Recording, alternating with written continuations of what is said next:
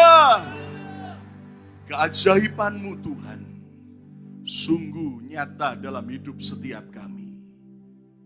Dan tahun ini Tuhan, Engkau membawa kami lebih lagi kepada rencana-Mu yang sempurna. Itu sebabnya Tuhan kami mau berkata, bawa kami terus, paksa kami Tuhan, sebagai tawanan Roh-Mu, untuk kami Tuhan mau menyerahkan hidup kami, bahkan menyerahkan free will kami, untuk ikut kehendak dan rencana-Mu.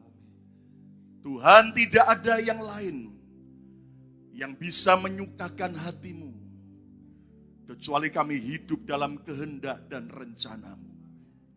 Ampuni kalau seringkali kami lebih memilih kepada kehendak dan rancangan kami sendiri.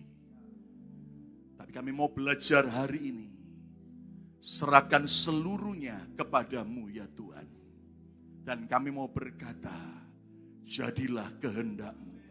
Jadilah kehendak-Mu. Jadilah kehendak-Mu ya Tuhan. Karena kehendak Tuhan adalah yang terbaik dalam hidup setiap kami. Dan biar hidup kami terus berkenan di hadapan-Mu. Mari Tuhan Kau berbicara. Sampaikan firman-Mu. Di dalam nama Yesus. Semua yang mengasihi Tuhan sama-sama katakan amin. Beri tepuk tangan yang meriah untuk kemuliaan Raja kita. Silakan duduk kembali. Saya bersyukur bahwa kita sebagai sebuah gereja, keluarga Tuhan yang saling mengasihi dan saling topang menopang. Katakan amin. Saudara sekalian, minggu lalu saya sampaikan bahwa baptisan air kita tidak lakukan minggu lalu, tapi kita tunda hari ini selesai kebaktian yang kedua. Lalu kemudian saya cerita buat saudara bahwa ada good problem, masalah yang baik, karena kita percaya bahwa setiap masalah selalu mendatangkan kebaikan. Katakan amin. Saudara, tempat kolam yang kita sewa, karena mereka lihat yang lalu kita baptisan begitu banyak, dan mereka kaget dan shock, saudara, padahal kita bayar dengan harga yang baik, tapi akhirnya mereka minta sekarang suatu harga yang di luar daripada jangkauan, karena sebetulnya kita bisa bayar saja, tapi sudah tidak masuk akal. 2 jam mereka minta $1.500, saudara. Akhirnya kita sembahyang berdoa dan akhirnya kita melangkah sehingga akhirnya kita putuskan kita beli kolam baptisan sendiri yang portable. Jadi yang bisa dibongkar pasang dan itu yang terbaik. Heaternya pun juga 2 jam, enggak sampai 2 jam, 1 jam air yang dingin sudah bisa hangat saudara. Dan ajaib sekali saya sampaikan minggu lalu dan ternyata selesai kebaktian ada jemaat yang datang dan berkata, Pak berapa harganya Pak? Saya tanya sama Jeffrey yang pesan, dia berkata dengan ongkos kirimnya 4.400. Lalu jemaat ini berkata, Pak, seluruhnya saya yang bayar. Tepuk tangan yang meriah untuk kemuliaan nama Tuhan. Amin. Saya bersyukur bahwa setiap kita adalah orang-orang yang mengasihi Tuhan dan mengasihi gereja Tuhan. Katakan amin. Nah, saudara, saya mau sampaikan satu kebenaran hari ini. Sebetulnya Senin lalu ada leaders meeting, ada pertemuan para pengurus inti gereja ini sebulan sekali. Dan saudara, saya berdoa sejak pagi, Tuhan apa yang akan kita sharingkan, karena berbeda pertemuannya dengan kebaktian saudara. Tapi kita banyak sharing dan sebagainya. Tapi tiba-tiba saudara, sekian lama saya sembayang, belum ada penjelasan, belum ada pewahyuan yang Tuhan beri. Tapi akhirnya tiba-tiba menjelang sore, akhirnya saya menangkap sesuatu yang Tuhan ajar. Dan saya mau mengajak saudara untuk belajar bersama-sama sebagai keluarga Tuhan di gereja ini. Lihat Kisah Rasul 13 ayat yang ke-22, saudara-saudara. Kisah Rasul pasal 13 ayat yang ke-22. Yuk kita akan baca bersama-sama Kisah Rasul 13 ayat yang ke-22. Semua baca bersama-sama dengan suara yang keras. 2, 3. Setelah Saul disingkirkan, lalu apa? Allah mengangkat Daud menjadi apa? Raja mereka. Anda harus percaya kalau sampai ada seseorang yang disingkirkan, Tuhan selalu akan pilih orang yang baru. Katakan amin. Terus lihat, baca 2-3. Tentang Daud, Allah telah menyatakan apa? Aku telah mendapat Daud bin Isai, seorang yang berkenan di hatiku. Kata bersama saya, berkenan di hati Tuhan. 2-3. Dan apa? Dan yang melakukan segala apa? kehendak Tuhan. Bukan hanya sebagian, tapi segala kehendak Tuhan. Dan kalau Anda melihat ayat ini dari sebuah terjemahan lain, dalam Amplified Bible dikatakan, He is a man after my own heart. Dia, Daud ini adalah seorang laki-laki yang berkenan, yang melekat di hati Tuhan. Dan mari kita belajar bersama-sama.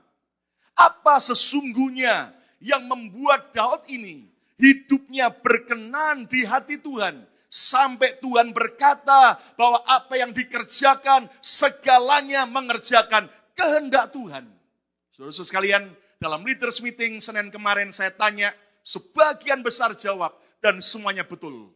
Ada yang menjawab, oh karena Daud adalah seorang penyembah, seorang pemuji, bagus.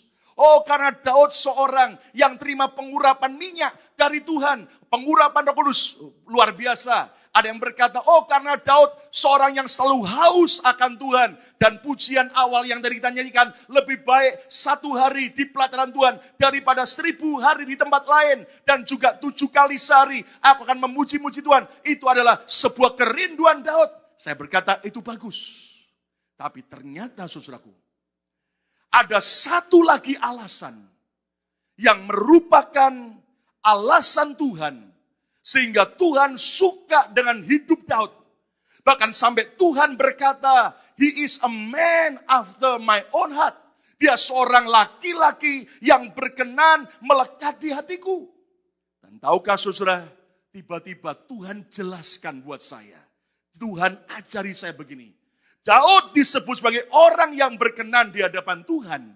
Sebab ternyata Daud adalah seorang relationship builder. Seorang pembangun hubungan yang luar biasa. Relationship builder, pembangun hubungan yang luar biasa. Dan kalau saudara dan saya mau berkenan di hadapan Tuhan, ayo belajar dari Daud.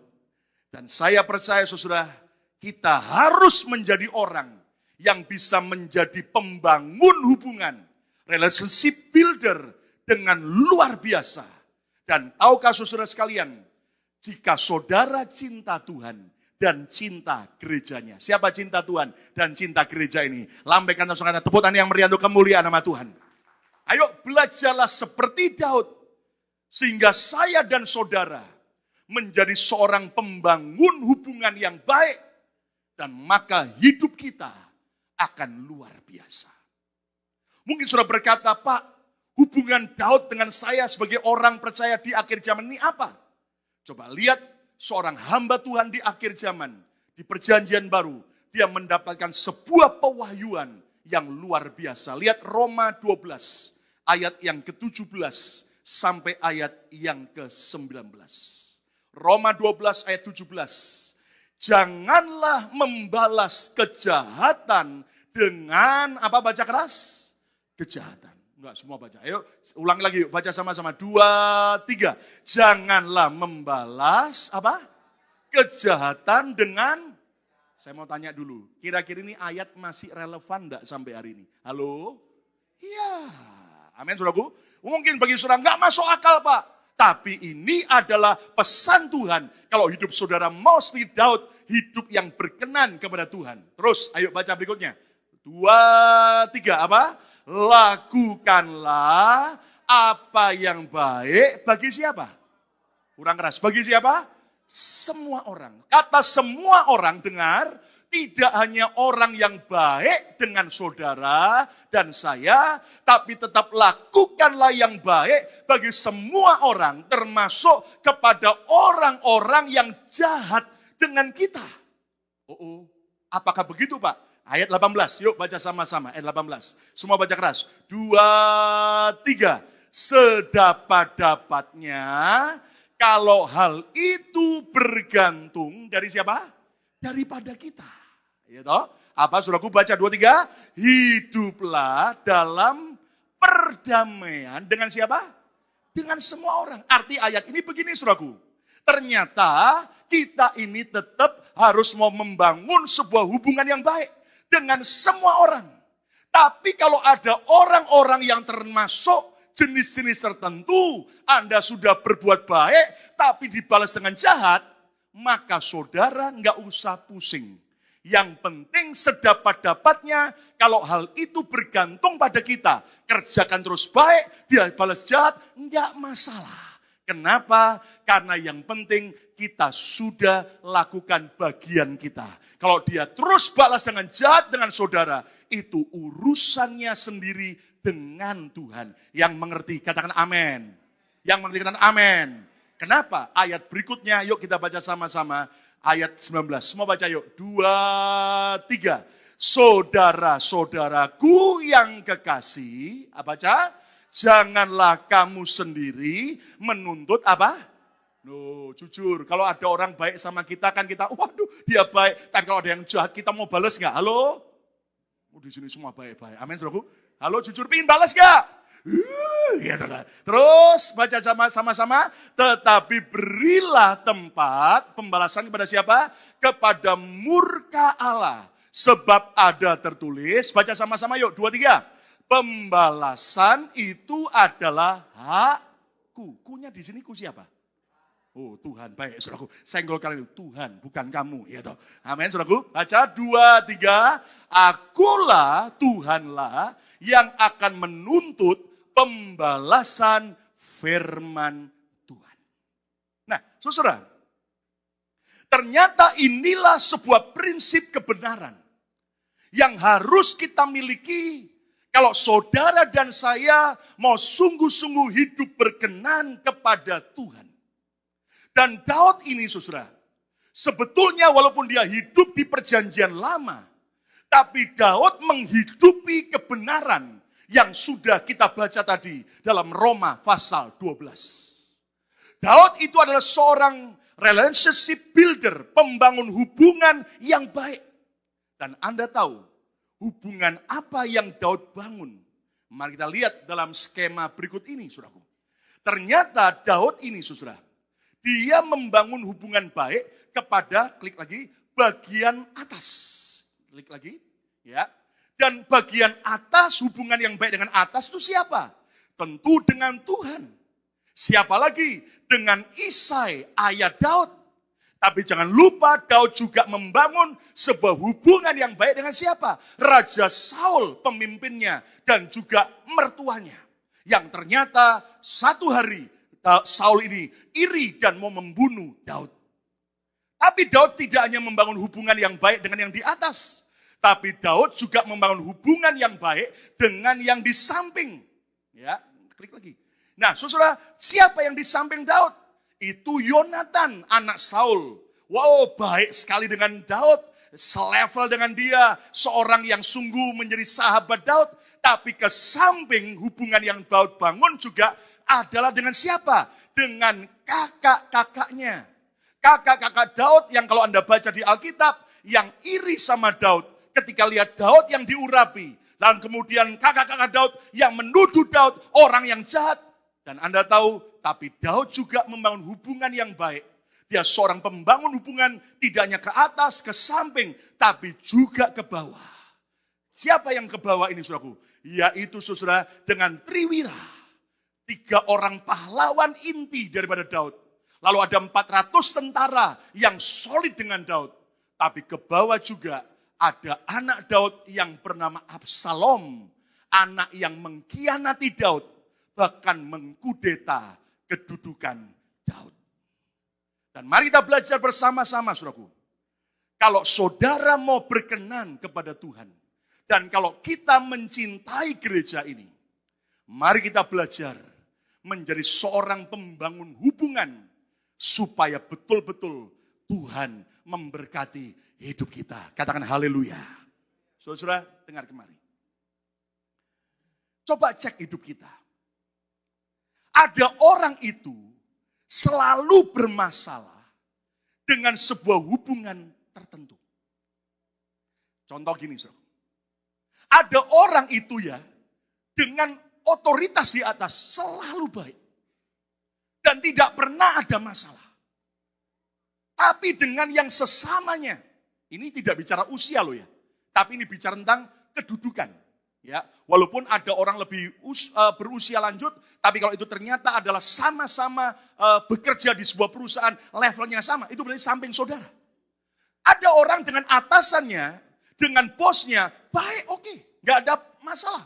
Tapi dengan teman kerjanya, dengan teman pelayanannya, dengan sesama jemaat, dengan sesama saudaranya, dan sebagainya, selalu bermasalah. Tapi ada orang lain lagi. Dengan atas oke, dengan samping oke, tapi selalu dengan yang di bawah. Setiap kali dia punya otoritas dengan anak buahnya, atau mungkin dengan anak kandungnya, atau mungkin dengan orang-orang yang di bawah otoritasnya, selalu bermasalah. Tapi yang menyedihkan, ada juga orang, saudaraku, dengan atas bermasalah, dengan samping bermasalah terus, dengan bawah bermasalah terus. Maka ayat yang cocok, salibkanlah dia. Nah jujur saudaraku, bagaimana dengan kita? Tadi kita nyanyi sebuah pujian, bergandengan tangan. Gampang gandengan tangan. Kalau semua yang di sebelah saudara yang saudara gandeng adalah orang yang tidak ada masalah dengan saudara. Tapi persoalannya adalah ketika ada orang-orang yang bermasalah dengan kita. Bagaimanakah respon kita? Pak, tapi saya udah baik dengan dia. Dia terus jahat. Nggak ada masalah. Yang penting Alkitab tadi berkata dalam Roma, lakukan bagian kita, balaslah kejahatan, bukan dengan kejahatan, tapi dengan kebaikan. Yang sujud tepuk tangan yang meriah untuk kemuliaan nama Tuhan. Amin. Saudara, ayo cek hidup kita. Selama sekian tahun kita hidup di dunia ini, masalah hubungan mana yang selalu bermasalah dengan kita?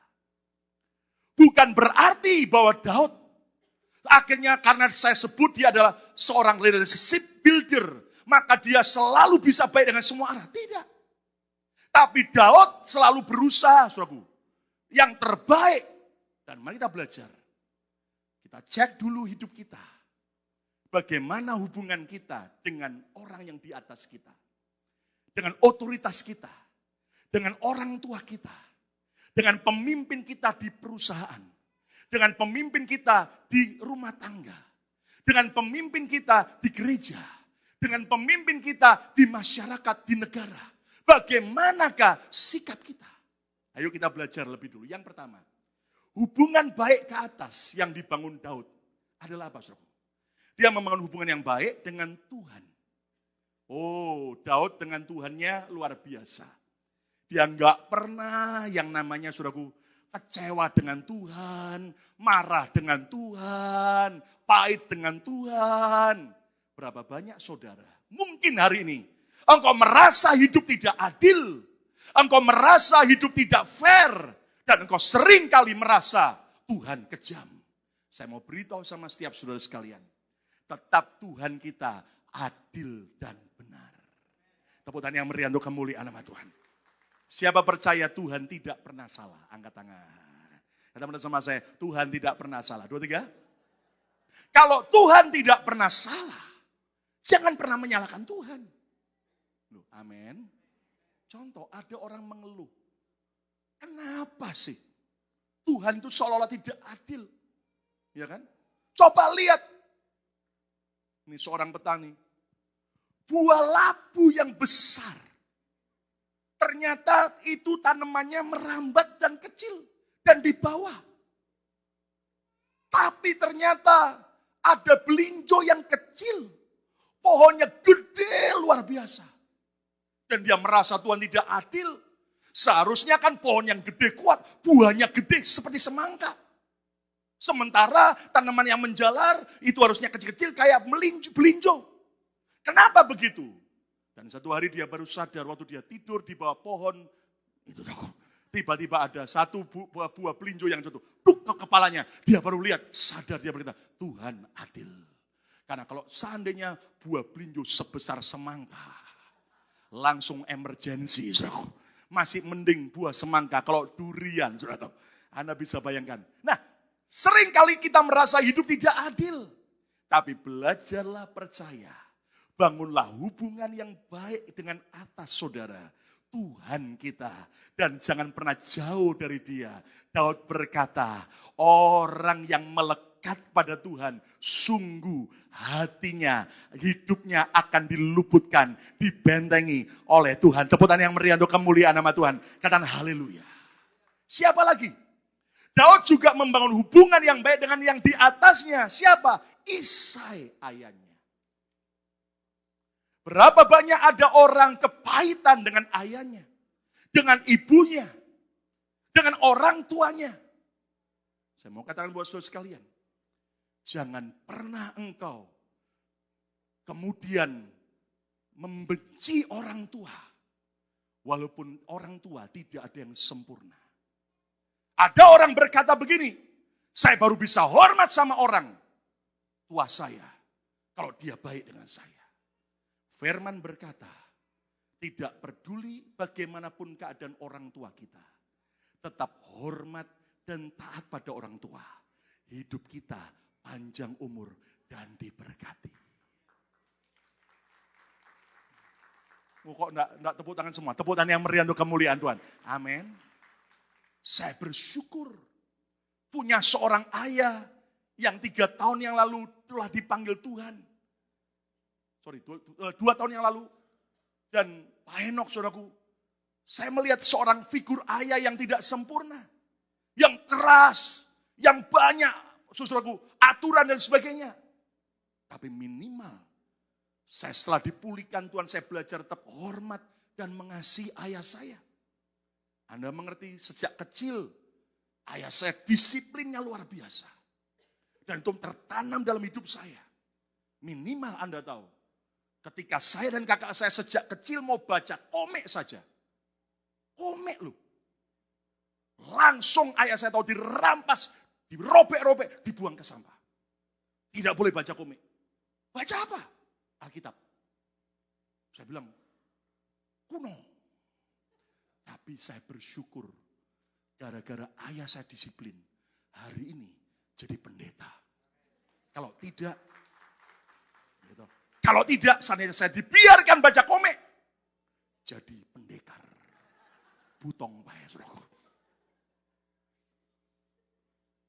Sering kali kita tidak bisa mengerti orang tua kita awalnya. Tapi belajarlah, tetap bangun hubungan yang baik. Sedapat-dapatnya, kalau hal itu bergantung pada kita, berdamailah. Katakan amin. So.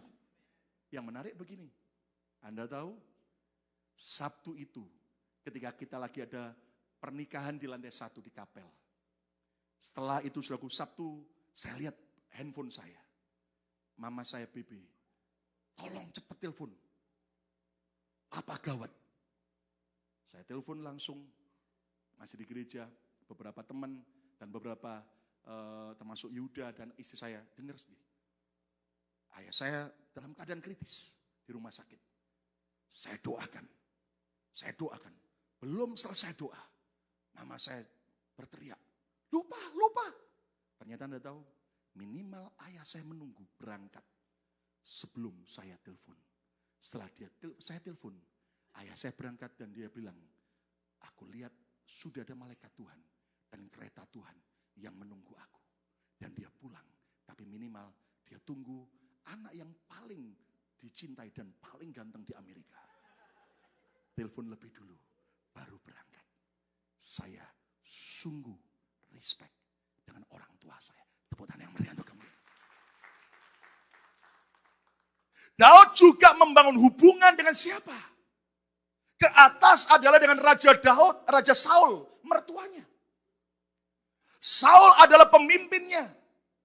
Dan Anda mengerti bahwa ternyata, saudaraku, Saul ini seorang yang ternyata betul-betul iri dan mau membunuh Daud.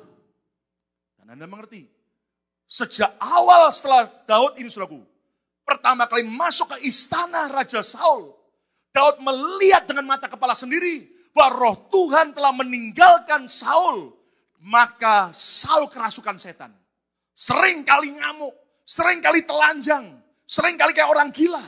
Dan Daud dipanggil untuk main kecapi. Hadirat Tuhan hadir dan akhirnya Saul jadi tenang. Itu yang Daud lihat tentang Saul, pemimpinnya pertama kali.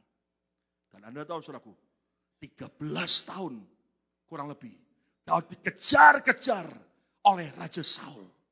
Tapi Anda tahu saudaraku, Apa sikap benar Daud terhadap Saul? Perhatikan saudaraku, Daud tetap menyebut Saul sebagai orang yang diurapi Tuhan. Next. Ya. Daud itu adalah seorang yang terus tetap menyebut Saul sebagai orang yang diurapi Tuhan. Lihat, Daud tidak pernah menjelekkan Saul. Daud tidak pernah mengata-ngatai yang buruk tentang Saul. Dia tidak bilang begini, itu raja kerasukan setan. Itu raja gila. No, never. Bayangin, Daud seorang pembangun hubungan yang baik dengan yang di atas. Dia tetap berkata pada anak-anak buahnya, jangan sentuh orang yang diurapi Tuhan. Beda sikapnya dengan Ham, anak daripada Nuh. Waktu Nuh mabuk dan telanjang, lihat. Ham kemana-mana dia cerita. Ketelanjangan ayahnya. Ketelanjangan otoritasnya. Ketelanjangan daripada keburukan, daripada pemimpinnya. Dia cerita kemana-mana. Dan kalau seandainya waktu Ham ada kabarkilat.com dan gosipfiladelfia.com, maka akan tersebar tidak hanya sampai ke seluruh antero Amerika, tapi sampai ke seluruh angkasa. Tapi Ham akibatnya menyedihkan. Beda dengan Yafet dan Sem. Yafet dan Sem, dia lihat ketelanjangan ayahnya. Mereka mundur, dia tutupi ketelanjangan ayahnya.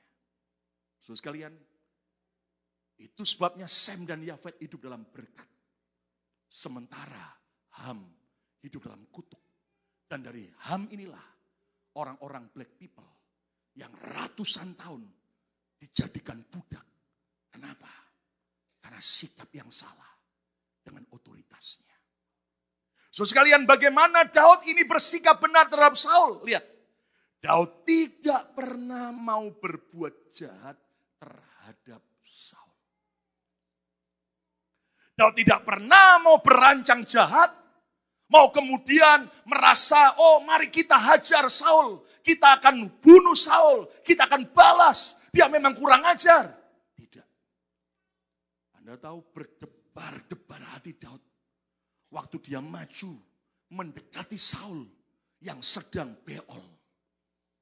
Anda tahu kan kisahnya, karena Saul habis makan rujak petis. Semalam akhirnya perutnya mules. Dan Daud berdebar-debar ketika dia tunggu di dalam gua. Dan Saul di depannya lagi beol. Dan kemudian Daud mendengar anak buahnya berkata, sikat, bunuh dia. Tapi lihat Daud, dia tidak pernah mau menyentuh tangannya kepada orang yang diurapi Tuhan. Saudara yang kasih Tuhan, inilah penyebab kenapa Tuhan berkata tentang Daud, aku suka dengan orang ini. Sebab dia tidak pernah berancang yang jahat dengan otoritasnya. Tepuk tangan yang meriah untuk kemuliaan. Lebih meriahkan haleluya. Anda tahu, kita harus belajar tetap bangun hubungan yang baik ke atas. Tapi kalau yang di atas selalu bermasalah, no problem.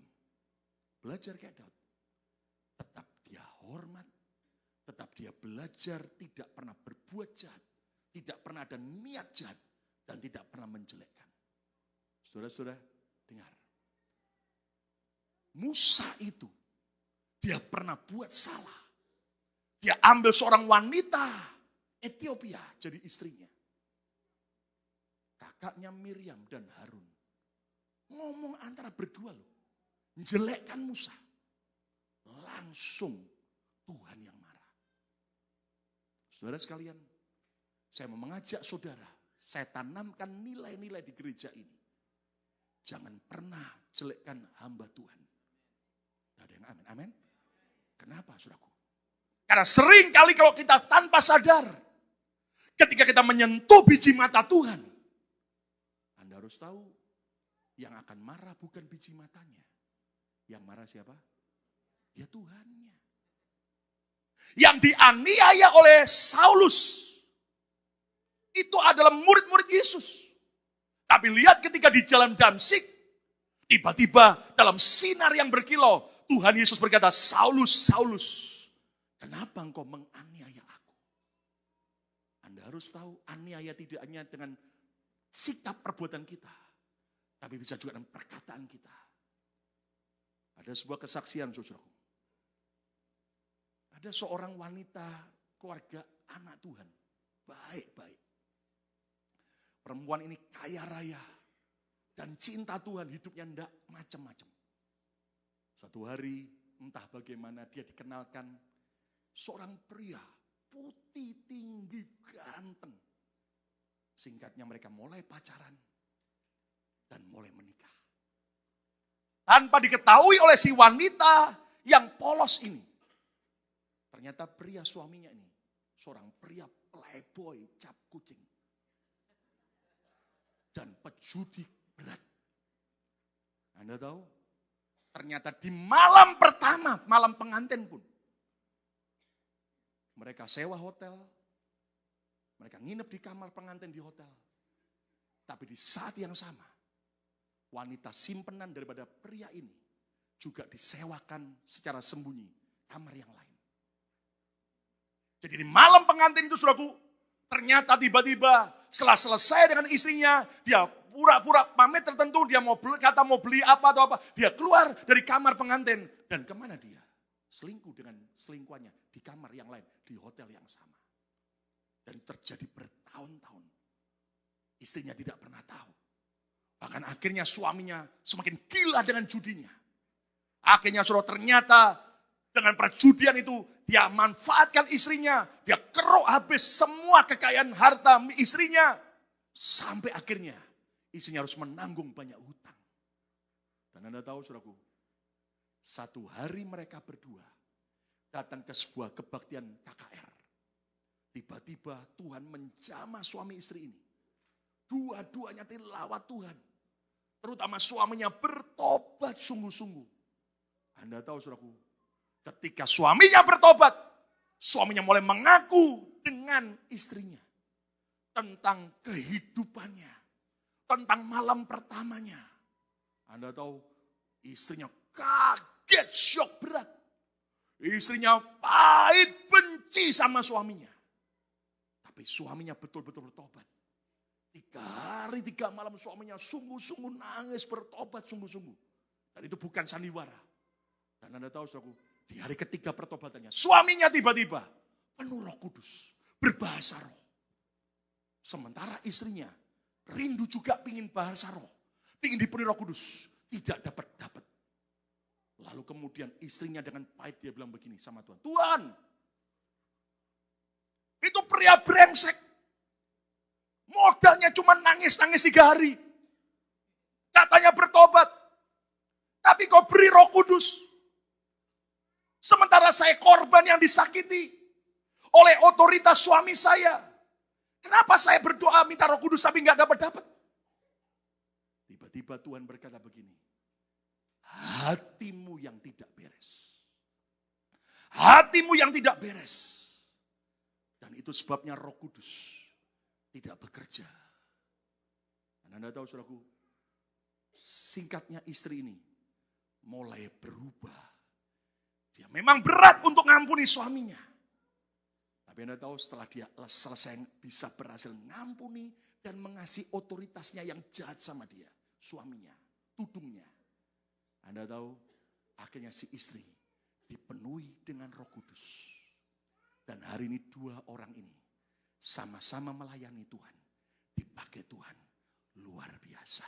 Tepuk tangan yang meriah untuk kemuliaan. Dengar, saudaraku. Ayo, saya mau tanya. Yang salah siapa? Suaminya atau istrinya? Halo? Suaminya.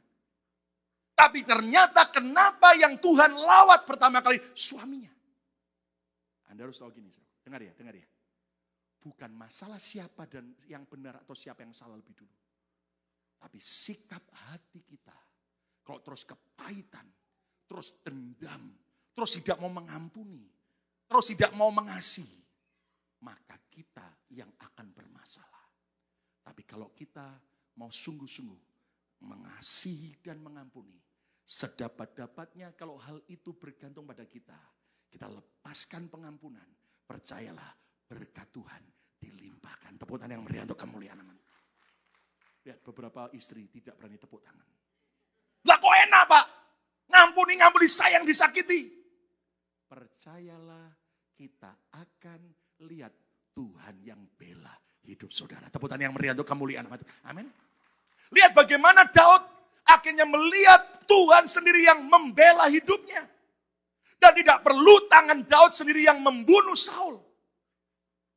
Dan Anda harus tahu, Daud itu tidak main sandiwara. Waktu dia dengar Saul bunuh diri, dia nangis berhari-hari.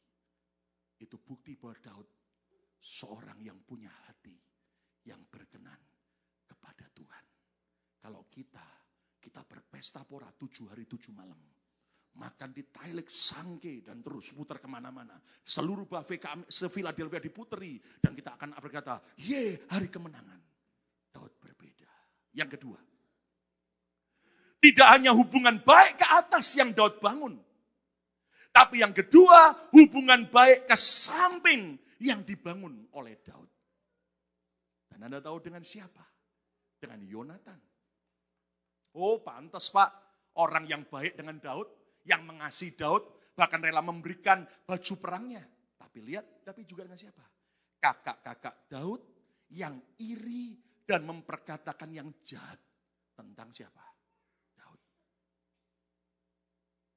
Saudara sekalian, kalau kita hanya bisa baik dengan orang yang baik dengan kita, orang dunia juga bisa.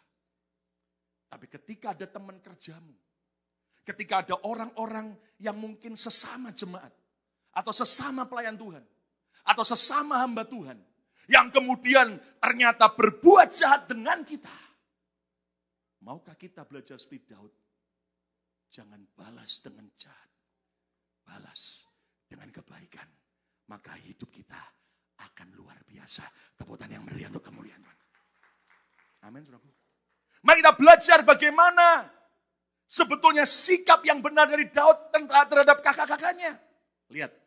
Daud tidak mau membalas kejahatan kakak-kakaknya. Saudara, dia tidak pernah mau dibalas dengan kejahatan.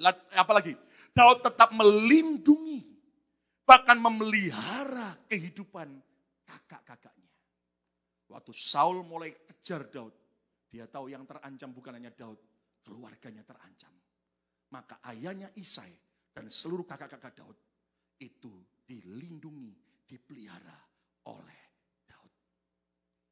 Saudara sekalian, inilah sikap yang Tuhan suka. Berbeda sekali dengan Kain terhadap saudaranya Habel. Waktu dia lihat Habel persembahannya diterima Tuhan. Loh bagaimana Pak? Caranya bisa tahu yang diterima Tuhan dan yang tidak bagaimana? Karena zaman itu saudaraku, mereka tidak kasih api. Mereka hanya siapkan mezbah dan siapkan korban. Dan tiba-tiba mereka sembahyang, tiba-tiba dari surga turun api. Dan hanya mezbah daripada Habel adiknya yang ada api. Sementara Kain mezbahnya tidak ada api. Dan di situ iri dengki mulai muncul. Saudara saya mau beritahu, berapa banyak orang waktu lihat orang lain enak, orang lain tertawa, orang lain bahagia. Malah kita justru meratap. Sebetulnya Tuhan berkata, tertawalah dengan orang yang tertawa. Menangislah dengan orang yang menangis. Itu hati yang Tuhan suka. Tepuk tangan yang meriah untuk kemuliaan Tuhan. Amin. Bagaimana dengan kita? Jujur, kita kadang-kadang ya, waduh, kita kayak anak sulung. Lihat adik kita, si bungsu, sudah hancur hidupnya. Lalu bertobat datang gereja. Kita malah kemudian sibuk menggosipkan. Kita malah kemudian sibuk menjatuhkan. Saudara, belajarlah punya sikap hati seperti bapak si bungsu dan si sulung. Anda tahu minimal, saya belajar bapaknya sudah kasih warisan ke anaknya. Betul nggak saudara? Dia seorang penabur yang baik. Lalu si bapak juga apa saudara? Tetap yaitu saudara, seorang pengelola berkat yang baik. Dan waktu anak si bungsu balik, dia tetap mengampuni, dia mengasihi, dia terima. Anda tahu saudaraku, lihat si sulung bersama ayahnya, tapi nggak pernah nikmati berkat. Si bungsu dapat berkat, tapi habis melarat. Tapi si bapak dia tidak pernah miskin. Kenapa? Sikap hati seperti Bapak, itulah yang Tuhan suka. Yang sejutan amin. Katakan amin. Saudara-saudara, saya mau kasih contoh. Misalnya seorang bapak punya 2 orang anak laki-laki. Lalu si kakak ini jahat sama adiknya. Terus tiba-tiba adiknya ini ditendang sama kakaknya. Jeblak. Saya mau tanya, yang salah siapa? Kakak. Tapi adiknya nggak terima. Adiknya lihat kakaknya nendang dia. Langsung adiknya jotos kakaknya. Jeprot. Keluar kecapnya. Kakaknya tidak mau kalah, digotos lagi, jeprot. Saya mau tanya, 2 orang kakak adik saling berantem. Lalu ayahnya datang, lihat. 2-nya berantem. Walaupun penyebab pertama kakaknya yang salah. Saya mau tanya, akhirnya yang dihukum anak yang mana? Bapak yang waras, tentu dua-duanya. Kecuali bapak agak tidak waras. Dua-duanya berantem. Dua-duanya dihukum. Tidak boleh lihat TV. Tidak boleh pegang iPad. Tidak boleh dapat uang belanja. Dan sebagainya. Selama sebulan. Dua-duanya cemberut. Adiknya berkata, saya tidak salah, lu kakak yang salah. Kenapa saya juga dihukum? Bapaknya tidak mau peduli. Dua-duanya berantem. Tapi coba seandainya. Si kakak nendang si adik. Jebrat.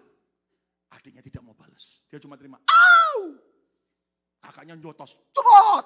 Adiknya nggak mau balas. Au! Ya toh, dia cuma teriak. Au! Papanya di ruang sebelah dengar. Dan waktu papanya masuk. Saya mau tanya. Yang dibela yang mana? Yang dihukum yang mana? Anda tahu? Siapa mau dihukum Tuhan? Angkat tangan. Gak ada. Siapa mau dibela Tuhan? Ketika orang jahat sama saudara, jangan balas. Cuman teriak aja. Au! Ayo semua latihan. 2, 3. Ulangi lagi 2, 3. Sampai nangis semua. Berseru dengan Tuhan dengan doa, Tuhan. Orang itu Tuhan jahat sama saya. Nanti Anda percaya. Bapa surgawi kita yang akan bertindak bela hidup kita. Tepuk tangan yang meriah untuk kemuliaan Tuhan. Daud itu kayak begitu. Makanya Tuhan ngomong, aku suka hatinya. Lihat Daud tidak pernah balas. Kakak-kakaknya. Berapa banyak kita di tempat kerjaan. Sudah membaiki orang. Malah kemudian kerja pun dia gara-gara kita yang masukkan. Gak taunya tiba-tiba dia pakai teori. Kata jilat atas, injak samping dan bawah. Lalu kemudian kita pahit. 1 hari tunggu di lunchroom. Lalu Anda bawa pisau cutter. Lalu kemudian yang masuk penjara siapa? Halo? Dengar ya. Belajarlah. Serahkan penghakiman itu kepada Tuhan. Kalau kita menghakimi, Tuhan ngomong, nak, kamu sudah rampas hakku, kata Tuhan. Aku berurusan dengan engkau. Tapi kalau sudah berkata Tuhan, au! Tiap hari ada orang jahat, au! Duh, gak ada yang amin. Ulangi lagi, latihan lagi. 2, 3, daripada ngantuk, 2, 3. Oke ya. Jadi kalau ada temenmu yang jahat sama saudara, teriak apa? Au! Ya, nanti percaya, Tuhan yang akan bela saudara. Tepuk tangan yang meriah untuk kemuliaan nama Tuhan. I am sorry. Yang ketiga, yang terakhir. Hubungan baik yang dibangun oleh Daud tidak hanya ke atas, tidak hanya ke samping, tapi juga kemana? Ke bawah. Lihat. Hubungan baik ke bawah yang dibangun Daud, kepada siapa? Kepada Triwira. Ini adalah 3 pahlawan intinya Daud. Kalau Anda mengerti 3 Triwira ini, sampai Daud itu ingin minum air daripada sumur yang di Bethlehem. Belum ngomong, cuman bergumam. 3 orang intinya langsung nangkap, langsung mereka menerobos musuh untuk dapat air daripada sumur di Bethlehem. Tapi Daud tidak tega minum, karena itu taruhan nyawa. Dan juga 400 tentara Daud yang dibimbing dia dari gua adulam, orang-orang yang kacau, yang akhirnya jadi anak buah yang solid, militan. Tapi jangan lupa Daud juga punya hubungan yang baik kepada dengan siapa? Absalom anaknya yang mengkudeta. Dan Anda tahu saudara, sikap Daud yang benar yang Tuhan suka itu apa? Daud tidak mau membalas dengan kejahatan. Dia tidak pernah mau bunuh Absalom. Bahkan Daud menangis sedih ketika Absalom mati. Saudara, inilah alasan kenapa Tuhan berkata, aku suka hati seperti ini. Karena terhadap orang yang dibawa pun, dia tidak pernah menginjak-injak. Tapi dia tetap berbuat baik. Yang setuju katakan amin. Katakan amin. Pak, memang kurang ngajar dia Pak, tak racun dia Pak. Belajar. Kenapa? Saudara, berbeda sikapnya dengan Firaun. Firaun menindas bangsa Israel. Dia menindas anak buahnya. Dan anak buahnya teriak sama Tuhan. Dan Anda tahu kan, 10 tulah dihantamkan Tuhan kepada Firaun. Bahkan Anda mengerti saudaraku, akhirnya kekayaan yang selama 420 tahun tidak pernah dibayar kepada pegawainya, direbut oleh orang Israel hari itu. Tuhan yang membuat orang Mesir jadi bermurah hati. Dia ambil semua kekayaannya. Dan bukan cuma itu, Firaun mati. Di mana saudaraku? Laut Merah.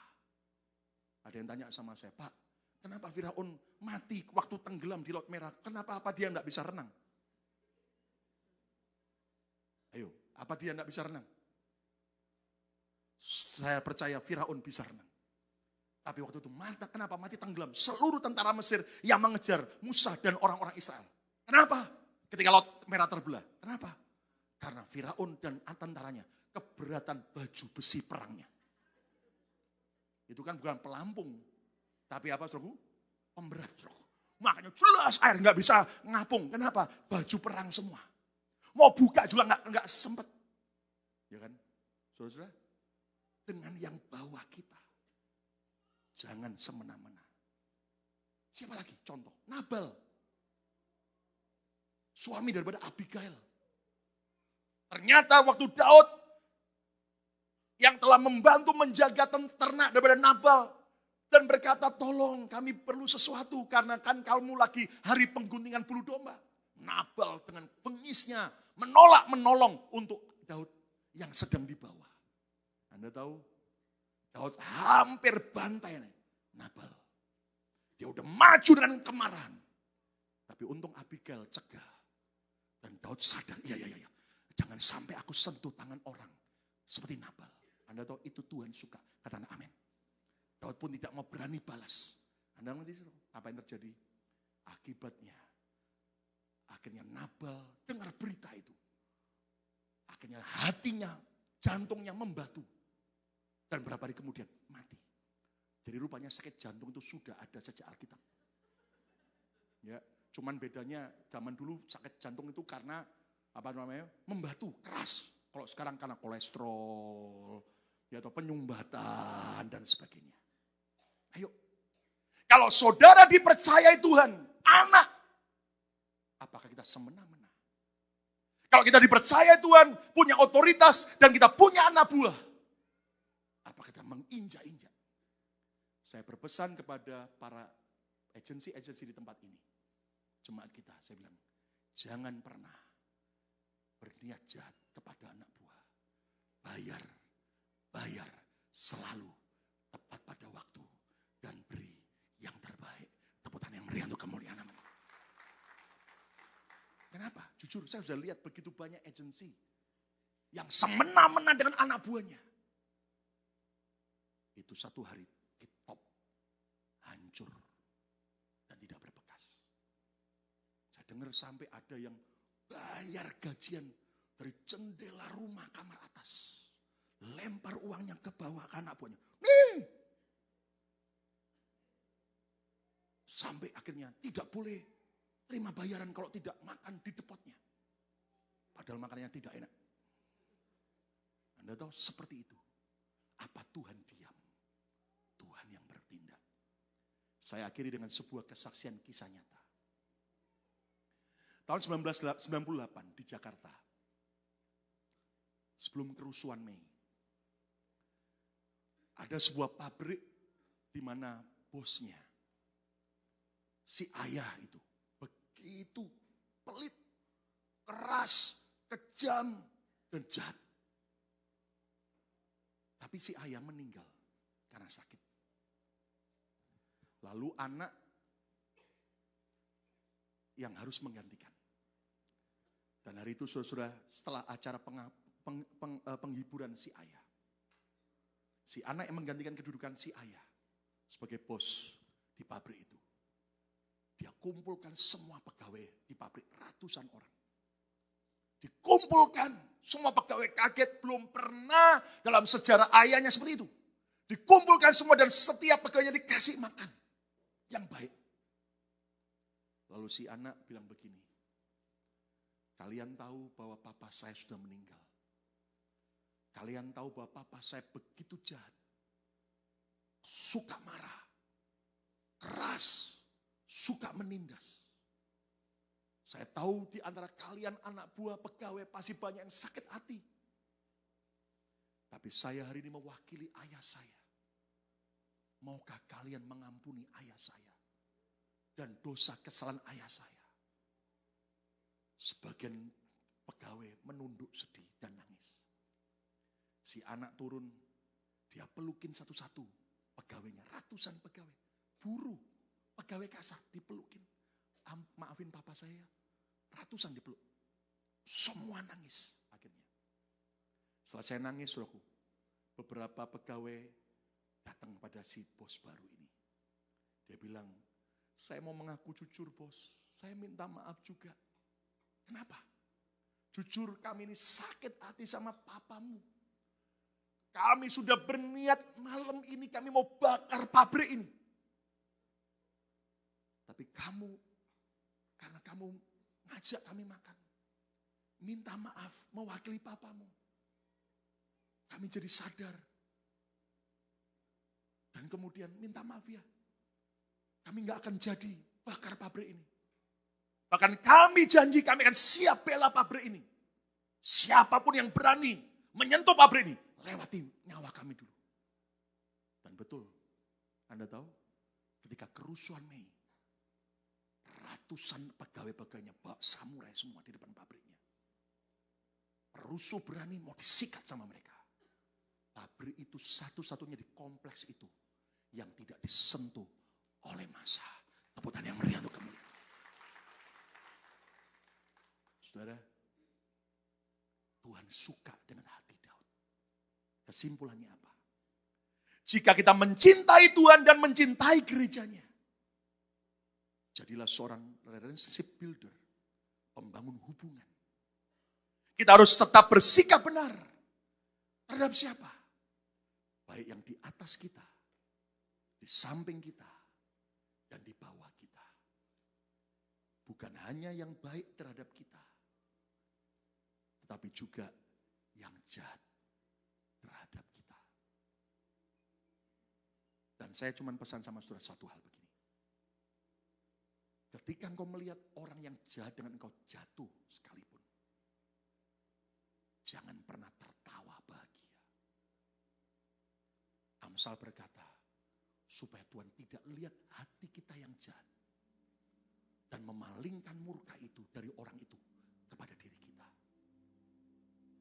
Saya berkali-kali lihat orang yang jahat dengan saya. Saya tetap belajar mengampuni, buat baik, lepaskan kasih. Dan ketika tangan Tuhan yang berperang dengan orang itu, saya tidak pernah mau berkata, yipi, saya takut jahat di mata Tuhan. Saya tetap Tuhan, ampuni orang itu. Dan Anda harus tahu, Tuhan akan berkenan atas sikap hati. Seperti Daud. Siapa cinta gereja ini? Siapa cinta Tuhan? Ayo berdiri bersama-sama. Miliki hati seperti Daud. Mari datang pada Tuhan. Tuhan, mungkin kami jauh daripada Daud. Dan jujur kami masih terlalu jahat dibanding Daud. tapi ajari kami